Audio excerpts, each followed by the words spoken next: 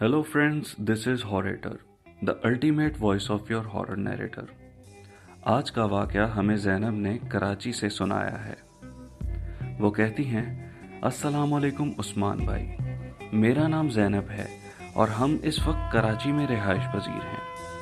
अगर मैं इसे वाक़या ना कहूँ तो ये मुसलसल छोटे छोटे वाक़यात का एक मजमुआ है जो आज दिन तक मेरे लिए एक मौम्मा है। मैं घर में सबसे छोटी हूँ और मेरे अलावा मेरे 3 बहन भाई और वालिदैन हैं। ये सब तब शुरू हुआ जब हम रावलपिंडी के नज़दीक एक ज़िले में मुकीम थे। हम बच्चे स्कूल जाया करते थे और बाबा दफ्तर जाया करते थे। ज़िंदगी बेफिक्री में गुजर रही थी। एक रात जब हम सब सो रहे थे, बिजली गई हुई थी और चांद अपनी रोशनी छत पर लगी ग्रिल से सीधा नीचे रखे हुए पौधों पर डाल रहा था। मुझे नींद ही नींद में टहलने जैसी आवाज़ सुनाई दी और मेरी आंख खुल गई।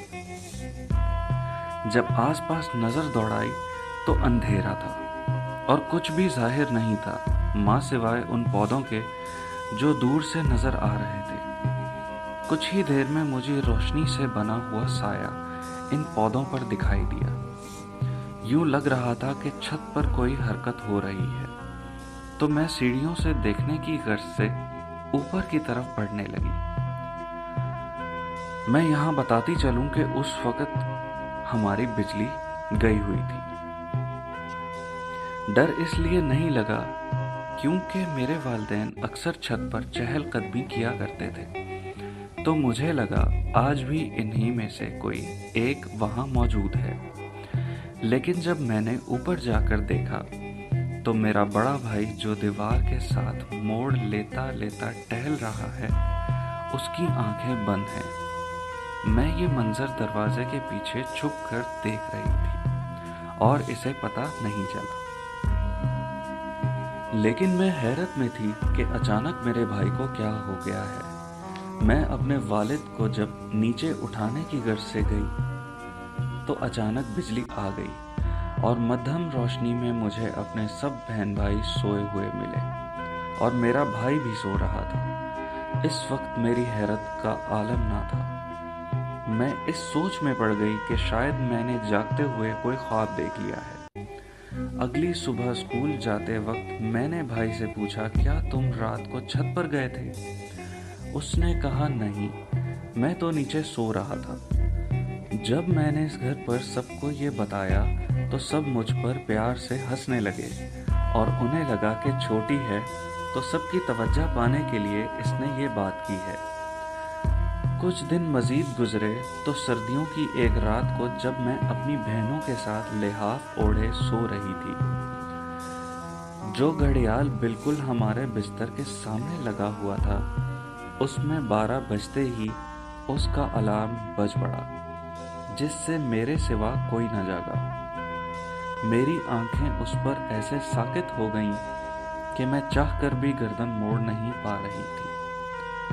अचानक इस घड़ियाल का घंटा रुक गया और उसने अपनी शक्ल आहिस्ता आहिस्ता तब्दील कर ली और लंबा हो गया और इतना आगे आ गया कि मेरे मुंह के बिल्कुल करीब हो गया। मैं क्या बताऊं कि मेरे डर का इस वक्त क्या हाल था। मैं उस वक्त बच्ची थी और मुझे सिर्फ 2 कुल आते थे, लेकिन मेरी जुबान नहीं खुल रही थी। पसीना आ रहा था लेकिन हरकत नहीं कर पा रही थी। उसके घंटे से आहिस्ता आहिस्ता कर हमारे एक कज़न के चेहरे जैसी शक्ल इख्तियार हो गई। मैं इसे देखते ही सो गई या बेहोश हो गई, मुझे कुछ भी समझ नहीं आ रहा था। सुबह उठी तो तेज बुखार था। घर वालों ने परेशानी में मुझे बुखार की अद्वियात भी दे दी जो कारगर साबित हुई। मेरे वालिद ने अगले साल अपना कारोबार शुरू कर दिया और इन्हें हर लिहाज से कराची शहर मुतदिल लगा, सो हम वहाँ शिफ्ट हो गए। मलीर के इलाके में रेल की पटड़ी के नज़दीक एक अच्छा मकान भी किराए पर मिल गया। दिन गुजरते गए और ज़िंदगी आगे बढ़ गई।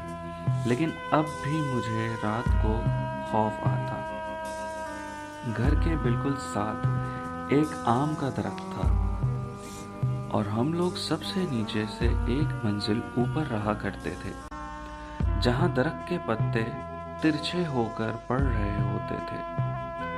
ہمارا باورچی خانہ اور غسل خانہ باہر درخت کی طرف تھا، جبکہ ہمارے 3 کمرے اندر کی طرف الگ تھے۔ ہم جب سوتے تو کھڑکی سے درخت کی زیادہ تر اندرونی شاخیں نظر آتی۔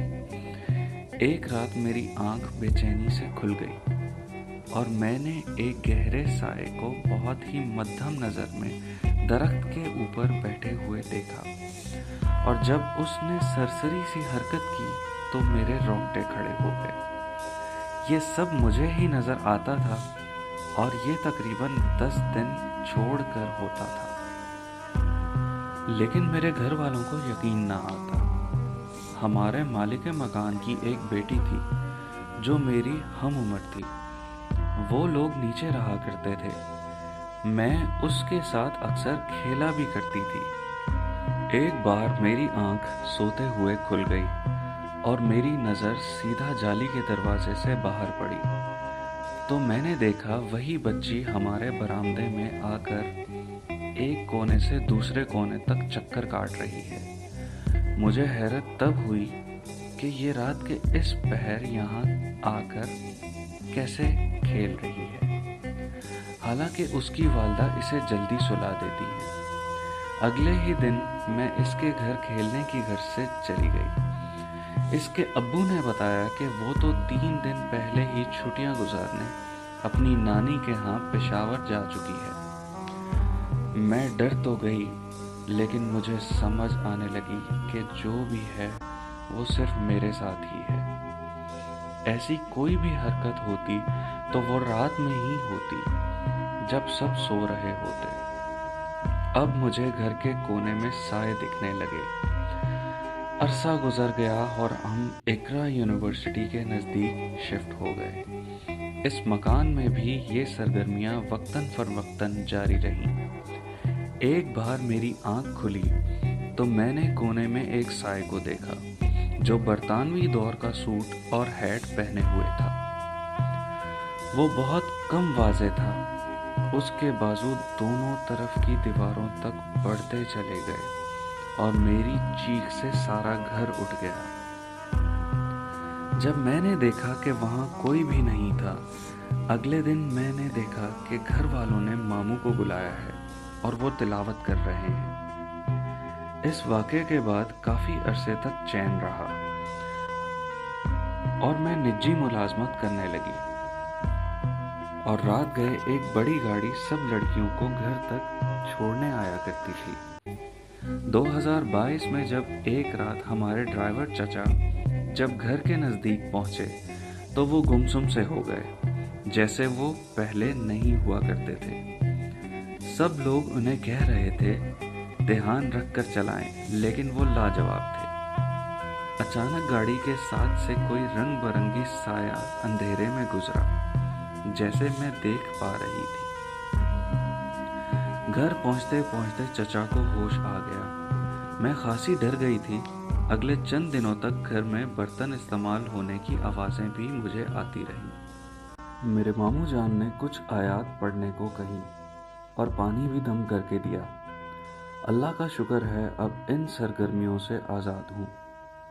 امید ہے کہ یہ واقعہ آپ کو بہت پسند آیا ہوگا۔ اللہ نگہبان۔